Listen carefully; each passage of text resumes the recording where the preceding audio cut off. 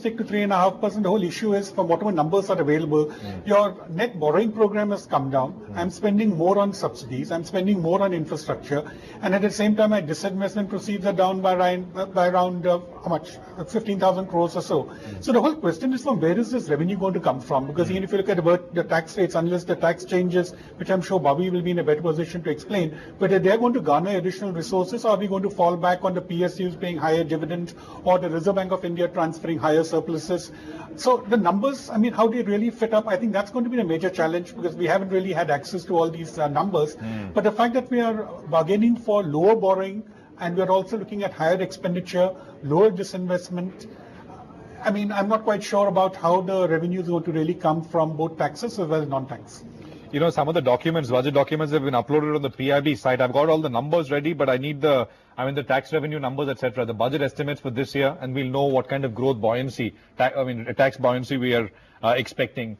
Mr. Parikh, do come in on, you said a fair bit of focus on dispute resolution, and litigation in which government is a big participant, right? That seems to be a fair bit of the tax bit. So I think,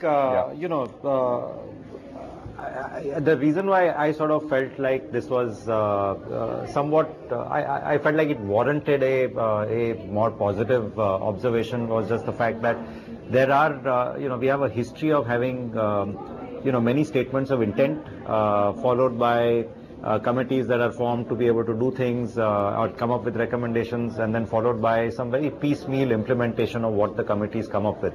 And I just, my feeling, at least just purely on the basis of the speech and without having the opportunity to look at the details, it sort of gave me the impression that there was a certain statement of intent that the government had, that we want to reduce litigation, we want to reduce arbitrariness, we want to reduce ambiguity, and we are going to take steps to be able to do that. And it's never going to be a sort of one sweep and everything is clear, but it needs to be a journey with some consistent direction in which all of the actions move.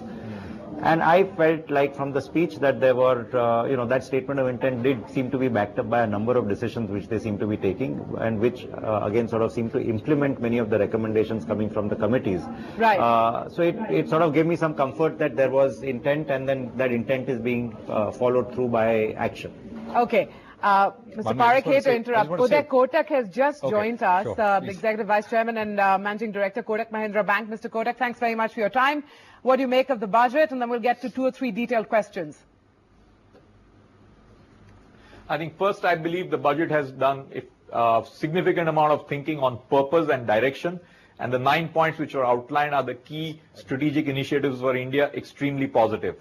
Along with that, with increased spending on infrastructure, social sectors, I'm actually quite amazed at the finance minister managing to keep deficit at 3.5% for next year. That's a very big plus.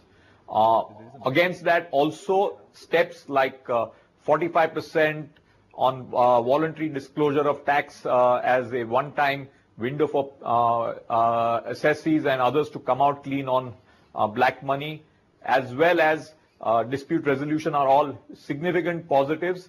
Yes, for achieving 3.5%, there is additional